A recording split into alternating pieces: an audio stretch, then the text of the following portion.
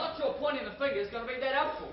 Look, let's not worry about where this came from. What's important here is, what do we do for the cure? There is no cure. In fact, every single person who has ever been documented as definitely having a human personality has died. That's terrible. Well, luckily, medicine's come a long way in the last couple of decades, and we now understand a lot more about the illness and how to manage it.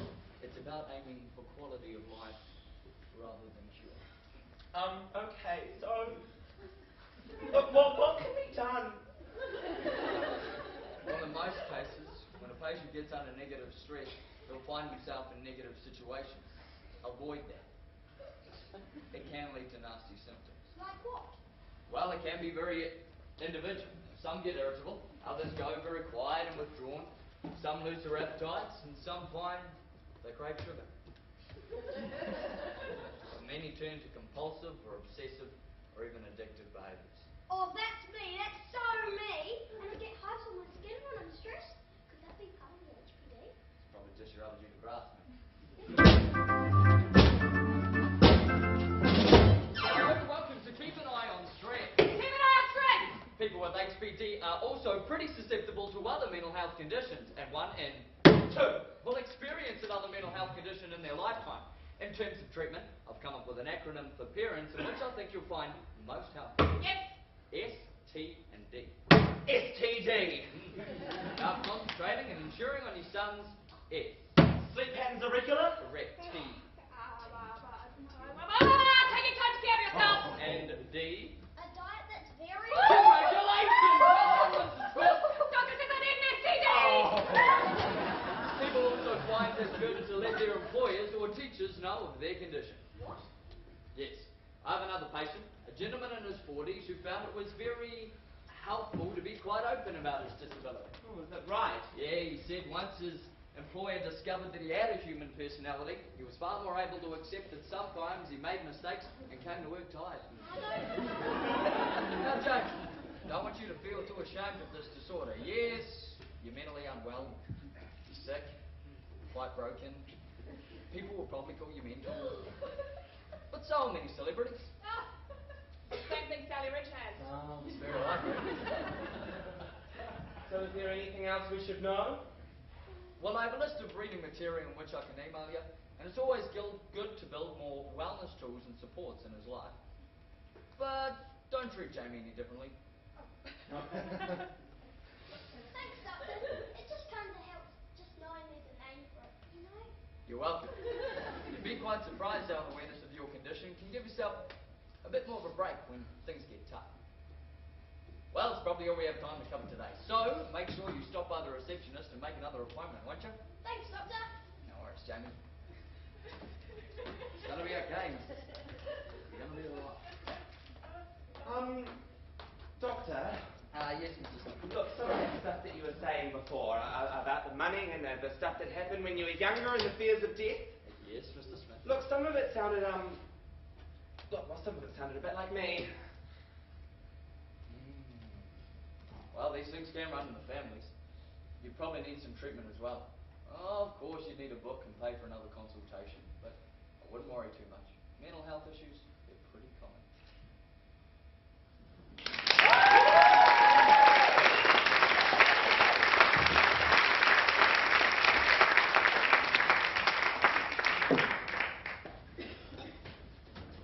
Ladies and gentlemen, our next performer, comedian, winner of the Billy T Award for his one-man show, A Better Place, about his own dark depression. Ladies and gentlemen, please give a very warm welcome to comedian Chris Brain.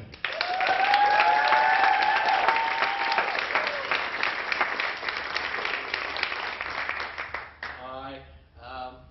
Yeah, I'm a comedian. I'm not really here to do like a set of stand-up comedy. That seems slightly odd. So I just really want to talk about my experience that I've had with it.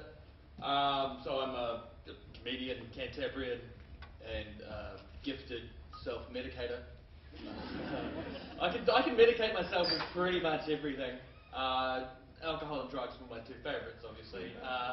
Alcohol was good at drinking. I was a really good drinker. So when I was at uni, it's sort of when I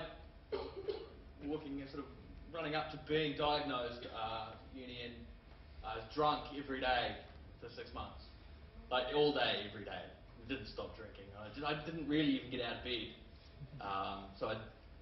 Drinking in bed's quite civilised, I feel like, when you're drunk, you know, it's quite nice. But there are some problems. I used to get we used to pass out, basically. I used to drink till I passed out, which is a problem if you know, have a drink in you, because you sort of sleep and then wake up and Jack Daniels on your sheets, which is, I hope it was Jack Daniels, right? Might not have been. But because I'm gifted, I came up with a solution to that. So I went out and I bought myself, one of those baby sippy cup. Yep, I was that guy. It was powder blue with a white lid. It was great. You know, the little time you I'd fall asleep, it would, you wake up and go, oh, breakfast. Had the added bonus of having it had a little teddy bear on it as well, which was nice because it was there, not judging you. Which was important. I sort of knew I wasn't well. Through that time, things were spiralling out of control, so I ended up going to see a doctor and was diagnosed with depression when I was 20. Except it's not depression, is it? That's not what it's called. That's what we call it. It's the polite name for it. I got told I had major depressive disorder. Yeah, exactly. I thought I was a bit upset. I didn't realise I had a major fucking disorder to go with it. You know what that is? That's depressing. A nicer name, for God's sake. Recession, maybe. I don't know. Because I was 20 at the time, I thought, I need to figure out what's caused this. Because I figured if I figured out what caused it, I could fix it and be normal. Be a normal person, because I didn't want to be sick, and I didn't especially want to be mentally ill. So I did my research, and actually, kind of what I thought was it'd be nice to find out exactly what caused it, and you could vaccinate kids against it, maybe. Because I don't really, because you know how vaccinations work. They give you a little bit of the disease when you're a kid, and your body forms sort of antibodies, and if you get the disease later when you get older, it fights it for you, and that's vaccinations work. And can't do that really, can you, with depression? It's not like the only thing I can think of was like to show my niece Schindler's List over and over again. And life sucks sometimes. You're not allowed to do that. It's borderline child abuse apparently, so I don't see my niece very often anymore. It's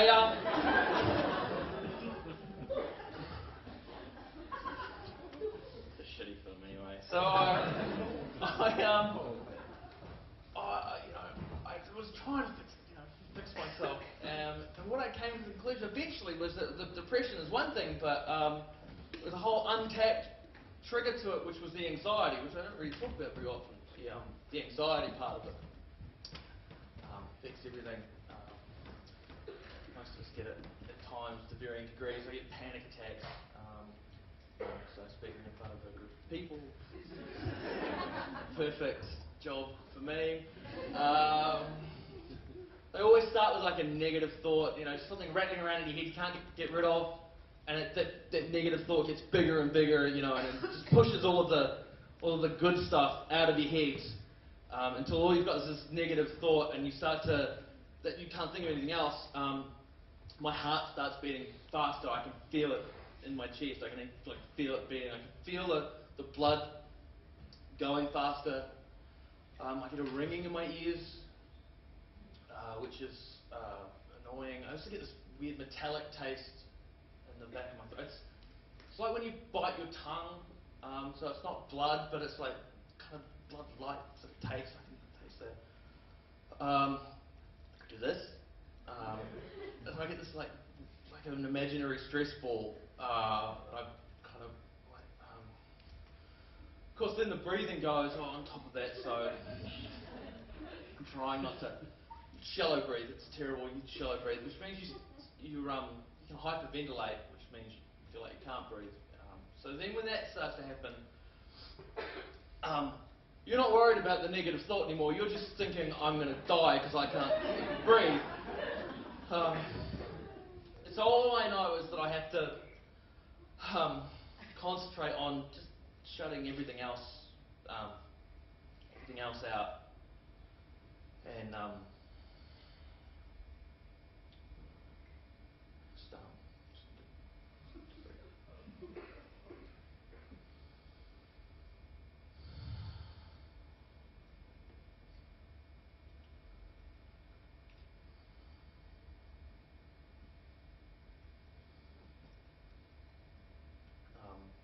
so I'm a comedian and stuff. So I really wish having a panic attack had a punchline, but they don't. Get those to varying degrees. I really want to do this here for a couple of reasons. One, because for a long time I thought I was the only person in the world who experienced that, and I felt like a real freak and was ashamed of it, weirdly. So if you have that, then it's not just you. And the other reason I wanted to do it was because if you ever see me walking around and I'm doing this, come give me a hug. Don't touch me. I'm a complicated guy. Thanks for coming out and supporting this. Cheers. Good night.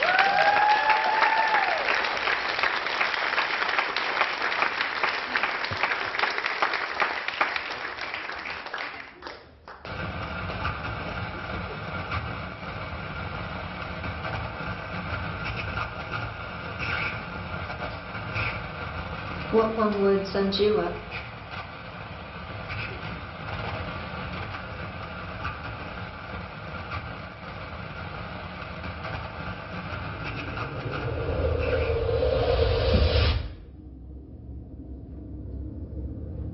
The word they use for me is mental.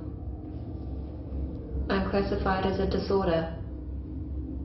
I live in a world that's detached. A place where I'm a figment of my own imagination. The real world moves along without me. In here there is no rhyme nor reason. Things grow over you, through you. They morph, they possess, all the while constrained to the simplicity of a thought.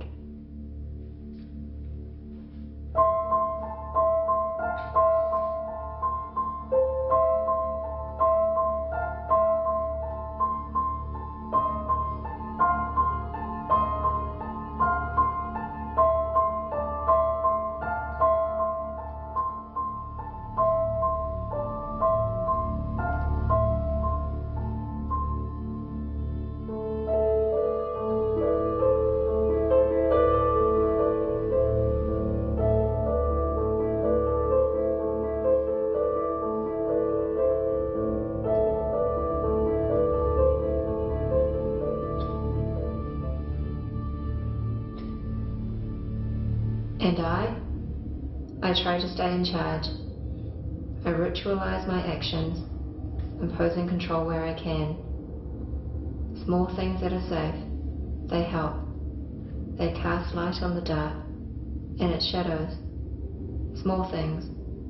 This book, this room, things I can touch and know are real. I control, alienating the beautiful, decaying the original.